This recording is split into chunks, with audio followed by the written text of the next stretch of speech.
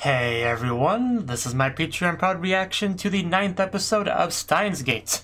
And lately we have been going pretty crazy with the time machine stuff, because not only did we kind of make Moeka disappear, at least as a lab member, she's no longer a part of the team, people just asking who Shining Finger even is, but we also granted Ruka's request, or at least tried to, and probably succeeded in doing so, to make him a girl, because he already looked like one, already sounded like one, you might as well just take that extra step, I think, was kind of the logic there. So we did that, and now it's just a matter of, did it work? Kyoma isn't quite sure it did, but you know, we gotta check that out. We gotta test this episode, I think, is what the main focus is gonna be.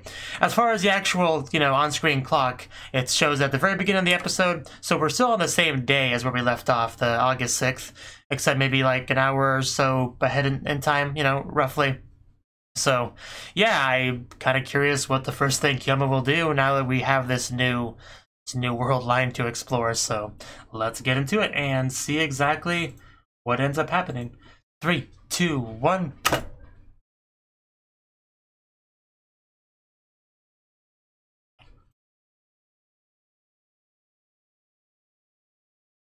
Yeah, that was unfortunate. Human error, yeah.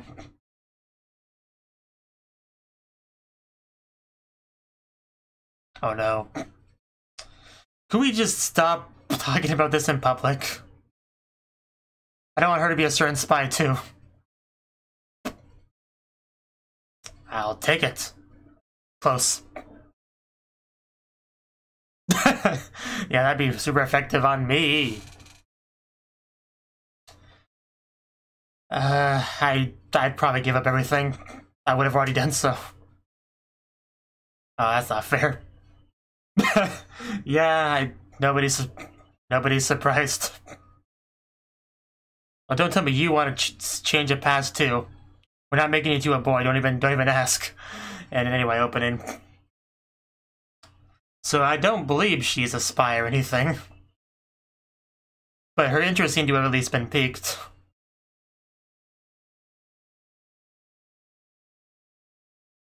I mean, she's the one that pointed us in the right direction for the IBM, right? So I guess we did sort of owe her some help if she wants some time travel changes herself.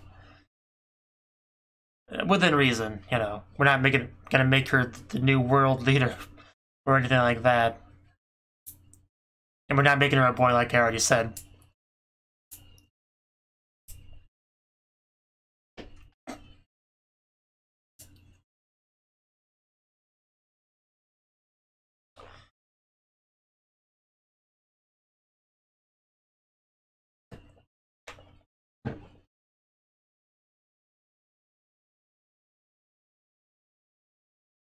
To the gate.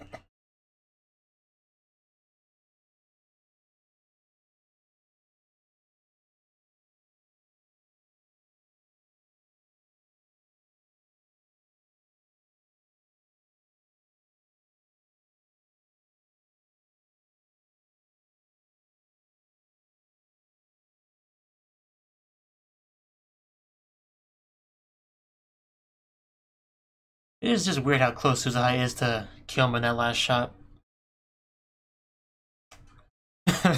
Yeah, how dare he. What's going on here? Talking to a parent or I mean, you did kind of walk in on our conversation there.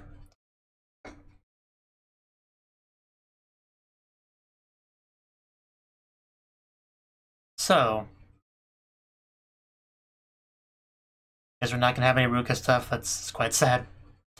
Thank you for that, Kurisu. I didn't accuse you of it. You're being very defensive. Yeah. Is there something you want to talk about? If you say so.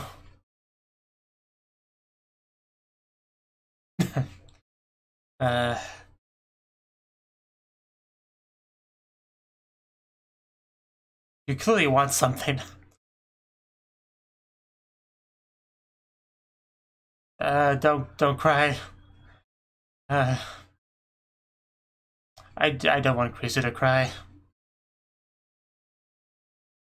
But you sat next to me for a reason. For sure.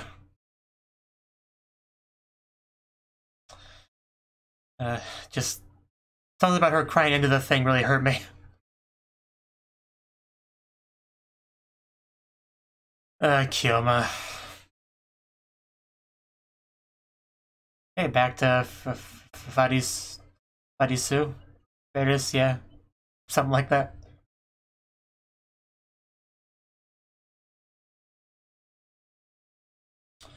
Yeah. Microwave, it's pretty cool. Want to come over and check it out? Everybody else does. It is pretty terrifying.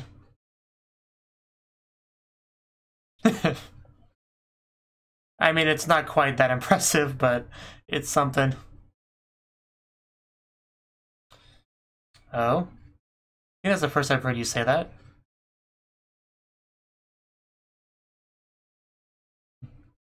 Yeah, he is kind of going down a hole here.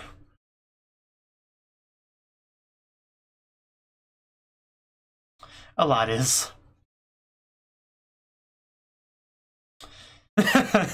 Yeah, I'm sure she goes to school like a normal person.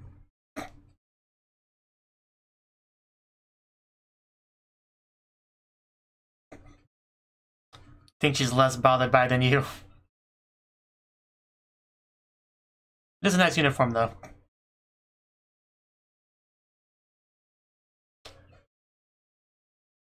Yeah. Oh. You have an idea? Like, he means like what Suzuha does, right? Because, I mean, if anyone could do it, it'd be him. Our Messiah.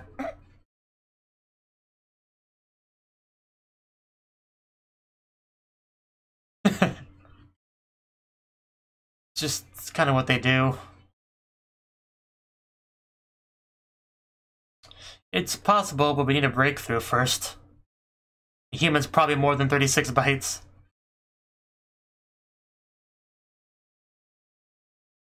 Well, it goes without saying. I'm sure him being a special one, I'm sure he's an exception. Sure he'll be fine.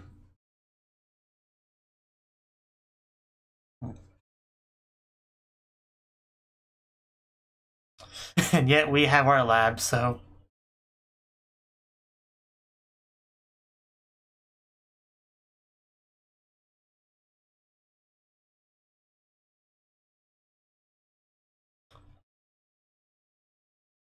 Now as he solve it at some point.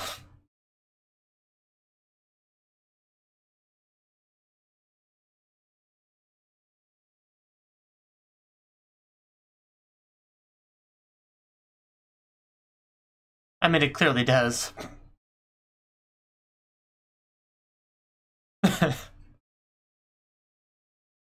I mean, that's the sad reality. Yes, very different.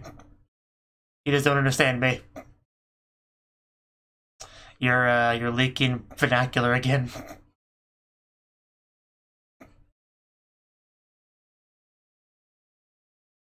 Okay.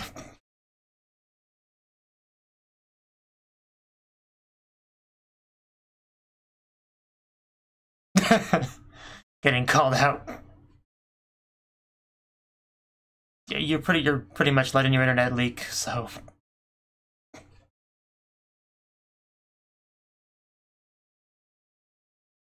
She doesn't like any of her nicknames that she's given, does she?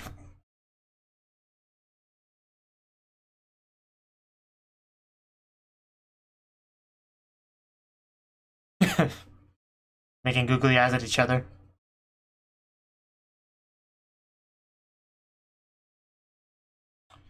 What do you mean? We had it, like, what, did one of our things make it disappear? Is that why Moeka never came over, because we never had the machine? I guess that makes sense, sort of, but what happened to the machine? Did Mo... Oh god, yeah, what happened, like, what DML caused that? I mean, I guess it could have been Moeka's doing, because she wanted it. She could have definitely manipulated that.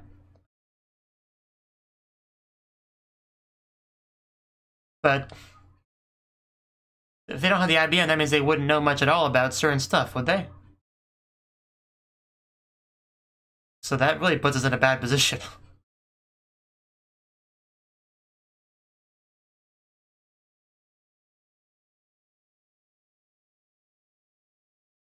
Yeah, that's the thing.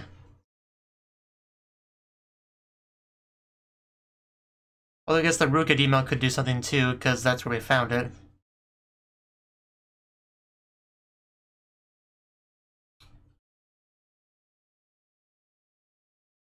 I'm aware of the concept, so thank you. Yeah. I mean, we could check the shrine, see if it's there. Because that's first place to check.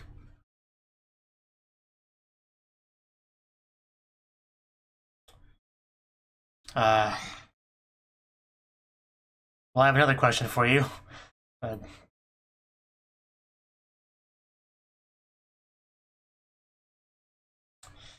But it's a big but. So now what do we do? Can Ferris tell us where another one is? It really is. That's an odd thing to do. FB, probably? My theory. Ferris, you help us? Again, please. We'll let you use a time machine. 10 questions? Okay. That's a very relevant question. I would like to know.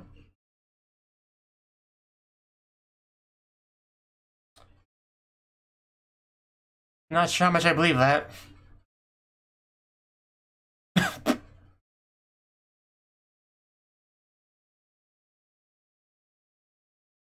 Just answer the phone like that.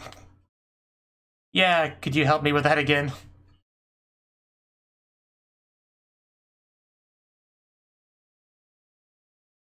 Frickin' cat talk.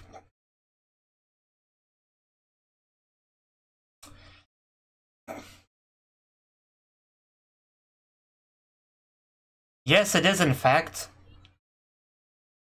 I mean, most things are related in some way. I'm looking. Okay, that's not what I was looking at, but I guess that's nice too. Some things never change. Yeah.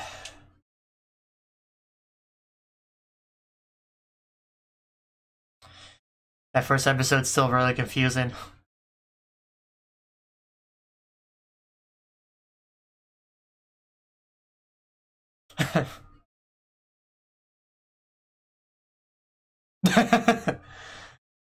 Title drop.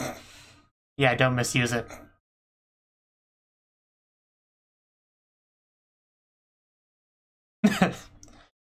Right. Gotcha.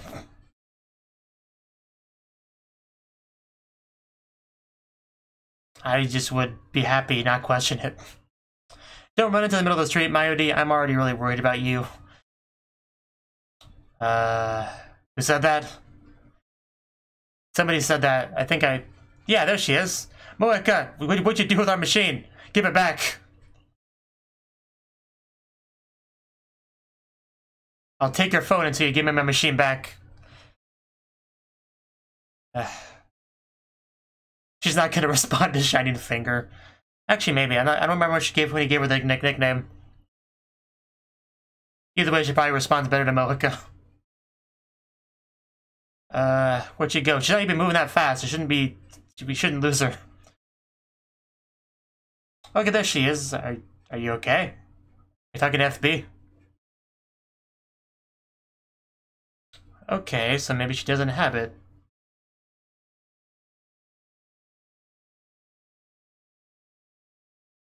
No, that's the problem. Somebody else took it. I don't know who. I'm gonna guess Suzuha though, because she's like the only real antagonist that we see as a like a character, and not as opposed to an organization. Ah, she caught up. Actually kind of impressed. Yeah, I guess she won't be that much help after all.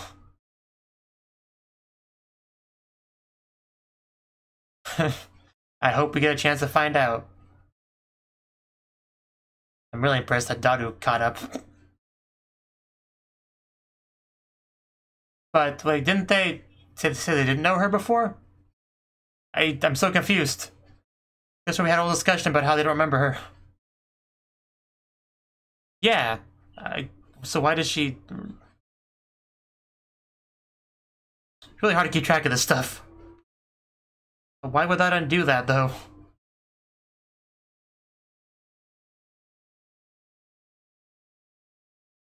So, is she not a lab member currently?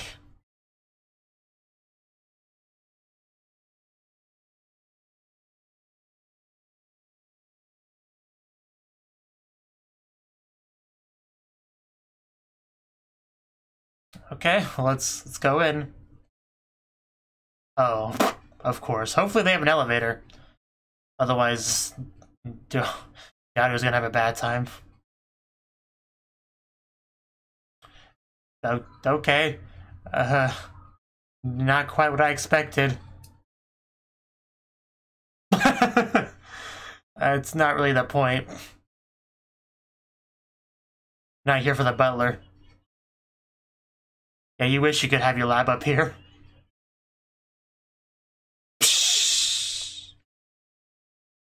Okay, there's Ferris, who apparently lives here. Apparently, I don't know, Joe-sama. Not a thing I would have expected. I can't believe we can say that with such a straight face.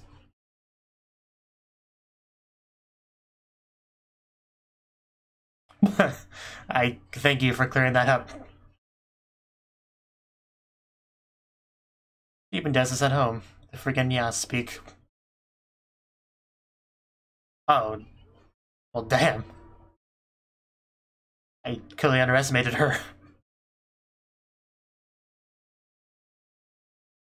Oh. Oh. You don't crush his hopes and dreams.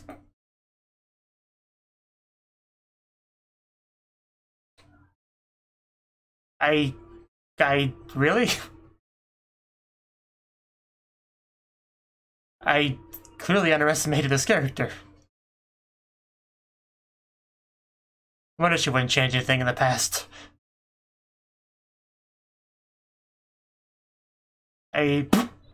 Paris love. Yeah, more importantly, can you help us with that?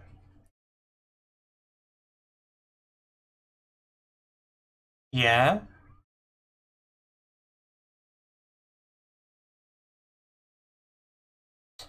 Okay, but didn't you say you didn't want to change anything? Or I guess that was a lie after all. But I don't know what you'd possibly want to change.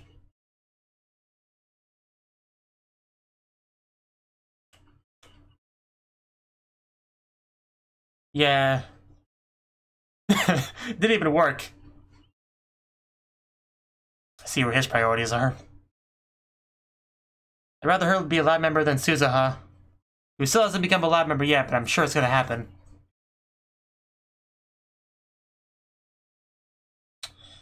But what would she possibly use it for? I can't even make a guess. She's already got a great thing going here.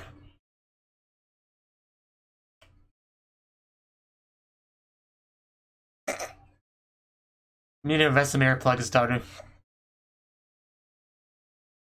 Okay. 10 years. I mean, I guess that's less than Ruka's. But still. Don't, I want to know what it is. It's hard enough to keep track of things when you don't know what it is. Is it embarrassing? Is it something lewd? Well, this is a little bit different. But fine, whatever. She'll destroy the world. But as long as her privacy is respected, I guess it's fine. Kurisu. Yeah, it's Kurisuro, right? That's friggin' Christina.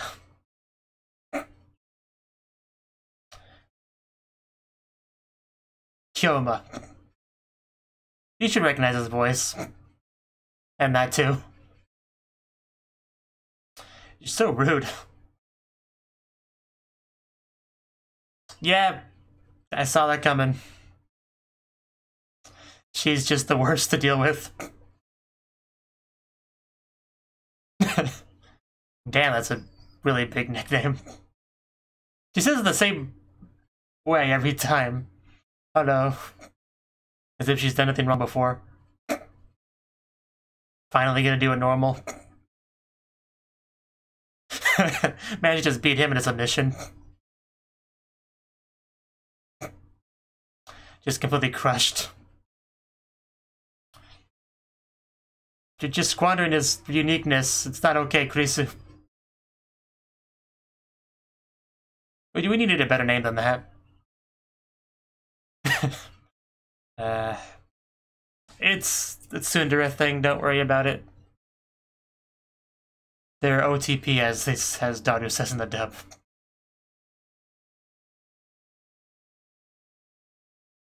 But what are you trying to do? Because apparently we can do it from distance, that's cool. I mean, this is the first time we try that. I guess that explains why it worked in episode 1. I guess it answers that question. But it still would have been, had to have been coordinated, right? But, yeah, what's happening? Who are you? You're not Ferris. And there's Ferris, so what did she do? Did she help her dad in some way? I don't quite get what we did.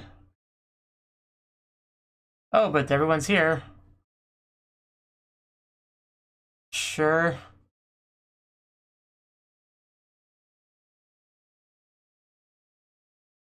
Yeah, we want that computer. Can you make that happen?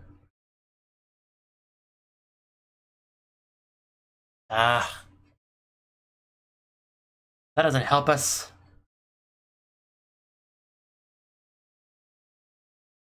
Ah. But you still haven't given me the computer yet. Can't just leave. Okay. Still don't quite get what we did.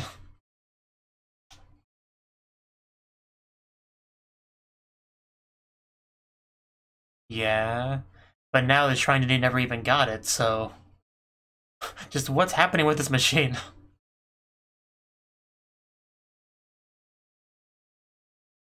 I mean, if we didn't give it to the shrine, who would he give it to? Or who would take it? Like, who would want it? Who would need it? Who would know he had it? I mean, we've already done a lot. There's not really any going back at this point.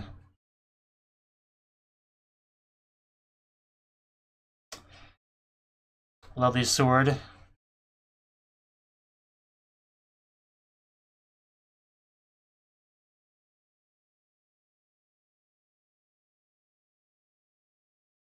How much did you change? That's a fan. Those are definitely fans. Yeah, I think we changed a lot this time. Because Akiba's supposed to have that kind of thing. But I guess that's what she undid. Why would she do that, though? I knew we shouldn't have let her do it. Just damn fans. I don't want fans. I want Moe. Can't do this to Akiba. It's not okay.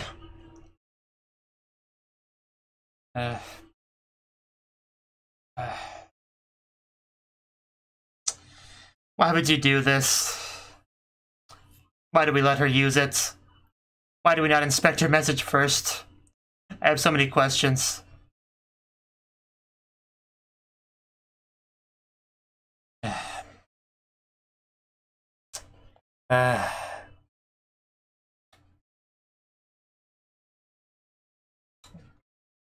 Okay.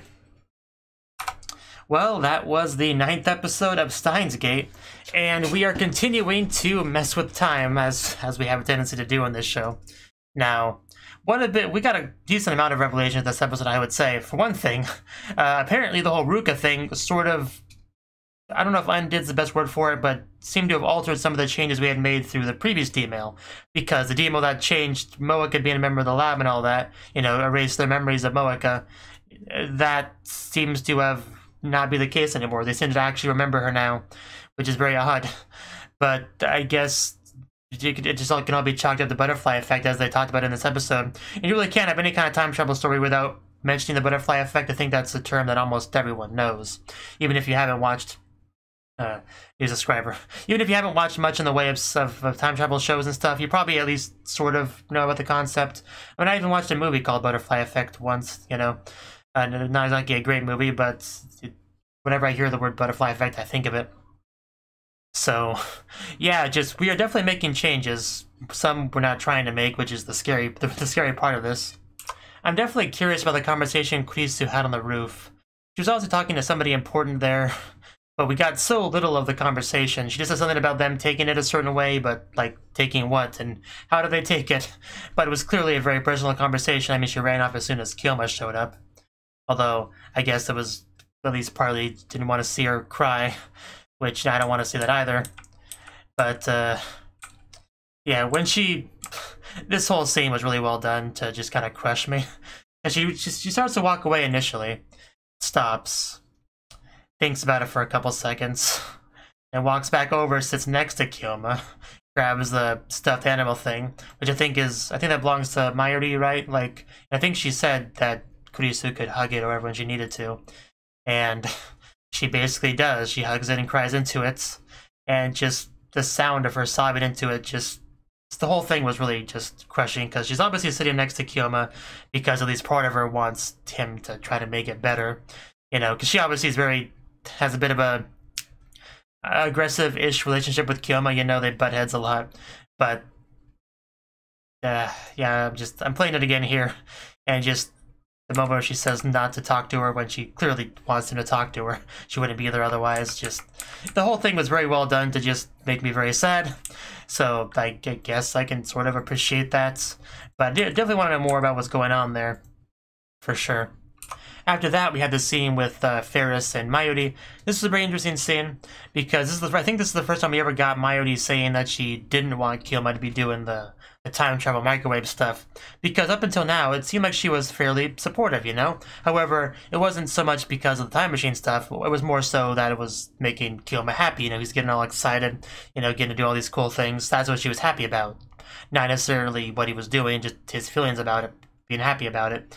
But it seems like it's starting to kind of shift away from that a bit now, because I think that what she said was she feels like he's going far away, which is definitely true, because Kyoma's in a very interesting position right now, because we keep using the D-mail to alter time, and every time we do, he's the only one that remembers this, which means that he has a bunch of experiences that aren't really with the people around him. Like, from his perspective, it feels like it is, but a lot of the stuff he's done, just they don't know about it. Like, they weren't a part of it. A different timeline version of them were a part of it. So, in a very real way, yeah, he is kind of getting further and further away from Mayuri. And, you know, she's obviously not one of the more intellectual characters in the show, but she's not an idiot either. You know, she can at least tell that much. And I think it's starting to have an effect on her, because he's just getting more and more disconnected from her and everyone else. And it's a rough thing to see. Definitely a rough thing to deal with as a friend. And, you know, Kyoma, I think, is also somewhat aware of that.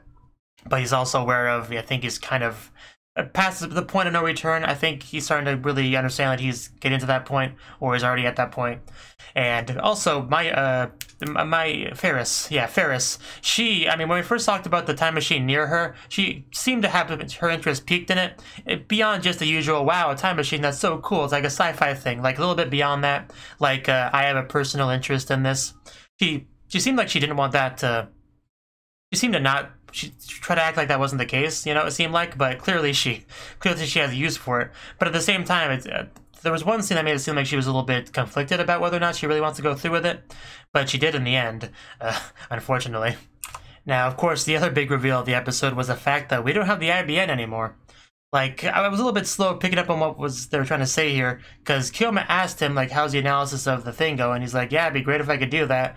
You know, I just thought it was a matter of he had run into some kind of obstacle and couldn't go any further with it. That's what I thought he meant at first, but then the conversation kept going, and there was clearly a bit of a disconnect between Kyoma and Yaru, and whenever that's the case, you can usually assume it's the result of D-mail time altercation.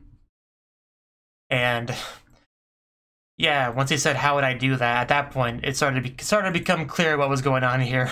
We don't have the IBN anymore. Which is weird, because we did have it. We went through all the trouble of getting it. I remember Christina and Kyoma carrying it together, that amazing teamwork. And now we don't have it anymore. And if we don't have the machine, it would mean we never had the machine, which would mean that anything we got out of that, they wouldn't know about. Like all the Jellyman, all the Jellyman experimentation, you know, mismatch and all that. They wouldn't know about that, right? But I'm pretty sure Christina talked a little bit about certain stuff that we learned from that, but I don't know. Maybe they look what she's talking about there. We learned somehow some of their plays. It's kind of hard to keep track of everything in the show, but for now, what we know for a fact is we don't have the machine anymore, so we can't really make any more progress with that, and we don't know where it is. Like, not only do we not know where it is, it changed positions through the course of the episode even after this because of the D-mails we were using. Also, it was only a minor thing, but Kyoma did mention physical time travel, so we haven't given up on that completely. We still want to do that, but how we do it is the question, because everyone turns into jelly. But if anyone can do it without turning into jelly, it's probably Kyoma. I couldn't explain the mechanics of why it would work for him and not anyone else, but you know, if he's special enough to have his memories intact through ruled line shifting, he could probably travel without becoming jelly. I'm gonna run with that assumption for now. You know, Suzuha can do it, although I think it might be because of the little thing she had in her hand in that one episode. If that did have a practical purpose, or I guess it could just be a sentimental thing. But you know, the point is, CERN figured out a way to do it. Future CERN, so there's no reason why Kyoma couldn't figure it out. Okay, yes, right here, Kurisu says CERN's experiments demonstrate the difficulties, but don't they only know about CERN's experiments because of the information they got decoded using the IBN that they don't have? I'm a little bit confused on that. If you could clear that up for me, if it's not spoilers, I would appreciate that, but I don't quite get that. It's not super important right now, but it's just one thing that's confused me a little bit, for sure.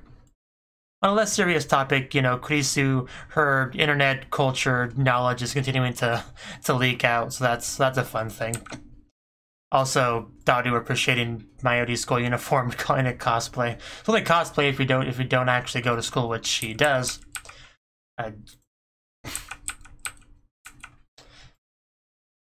They did mention the metal Upa thing in the episode. Mayori was looking at it and wanted it. Kyoma commented on it, and she seemed to be like not too familiar with any past scenes that involve that. So that's interesting, considering I thought that one scene happened in the past, but you know, that whole thing could happen in the future. I don't know. I'm not quite sure. I mean, memories alter because of timeline shifting, so it's of course going to be confusing, but definitely weird from Kyoma's perspective, because he definitely remembers the Metal Lupa stuff from episode 1, even if nobody else does. So yeah, not much more to say on that. But he did spot Shining Finger walking down the street, and actually quoted her, but it seems like she doesn't have the machine either, which I kind of thought that maybe it might have been the case when she sent her message to her past self. She snuck something in there about, hey, I know where these guys got the machine, it was at the shrine, just go get it first. Like, I thought that's what it was, but, I mean, it seemed like she didn't know what it was either at this point. So, I don't know. I guess not. But that's when we also reveal that, yeah, they now know her again, somehow. And also after that, we got another reveal that Ferris is like an Ojo-sama, like a rich girl. So that's pretty surprising. Kyoma just loves the view from up there. And Daru is just happy to be in Ferris's place, because of course he is. So, and then we got this whole thing about how the whole Moe culture coming to Akiba was her doing. I don't know if that's historically correct or not, but it seems to be for the show. I don't think we ever saw specifically the message she sent, but I think it's pretty clear because the end result that she tried to undo bringing Moe to Akiba. I don't see why she would do that though. What benefit that would have on her, unless she just regrets just regrets bringing Moe, but that doesn't make sense because she's still working at the maid cafe and stuff, so I don't quite get the point of that. I mean, the first thing we saw after doing this was her father, so I had to assume it had something to do with that, benefiting him somehow, or getting to spend more time with him, or something like that. Otherwise I don't quite get the choice. But boy, was it just a cool but also very sad reveal when we looked around and it's not the Akiba that we know and love. It was quite, we just saw electric fans. It was horrible. So yeah, that may have been the worst use of the D-mail so far. I think that's safe to say. The one other thing that was changed was the IBN's location is apparently shifted again with this, because before we were under the impression that it was given to the shrine, but then it disappeared somewhere else after that, so we couldn't go to the shrine and get it. But now it seems like it was never given to the shrine in the first place. But we were also never we were not given any hints about where it is this time. He just said I parted with it a while ago. But who? Like who has it now? Like who had it before we changed things? You know? Like, I don't know. Like, it's such a... I never realized how much trouble we would have with this machine. Like, I think back in the day, when we first got it, I would let me slow down a bit. I was surprised how quick and easily we were able to obtain it and use it to do the thing we wanted to do. But, you know, I was surprised by that. But now it seems like we kind of made backwards progress on the IBN because, you know, time travel shenanigans. So now we just have to find the thing, which keeps shifting every time we shift timelines, almost as if it's like I got a rope tied to it and tied to the timeline. Every time the timeline shifts, it pulls it. That's kind of my mental image of how it works. It's just really crazy and... But yeah, that final scene, though, it was really well done. The way it was building to the ED song, they're talking about getting their lovely sword comic manga thing, whatever they're talking about. And then the song continues to build up, and we just look around, and you see electric fans. We see not Moe at all. Like, there's no Moe to be found. So, like, yeah, what do we do? Like, we just ruined the world. How do you come back from that? Like, it's just electric devices like it used to be back in the day before it made that shift over to Moe culture. It's tragic, really. This is definitely the point where we start to regret delving into time travel, because bad things are happening. Bad things are happening, and it's probably too late to change a lot of it. But yeah, we actually didn't get into the Ruka stuff at all, I don't think, which is a little bit surprising, a little bit disappointing. I mean, we talked to Ruka for like 5 seconds on the phone, but no kind of, you know, gender confirmation thing. But maybe we'll do that later. Maybe. I mean, I guess we have more important plot things to do, but I would have liked to have gotten into that, personally. Yeah, I don't really have too much more to say about the episode. It just seems like this episode in particular, we got into the whole starting to regret our actions point. Like, it's the beginning of that. I'm sure it'll get even to, like, a more severe version of that once people start dying, you know, people getting stabbed and whatnot, like Kurisu. I'm sure we'll get to that point later, you know, the point where Kurisu gets stabbed, Suzuha finally says, hey, I'm a spy for CERN. Didn't I do such a great job of hiding that? You know, Mayuri probably, I don't know specifically what'll happen to Mayuri, but, you know, she'll disappear somehow. Like, maybe she'll never be born or something. Like, that could be a thing. Because we're messing with time travel, we can change people's gender with it.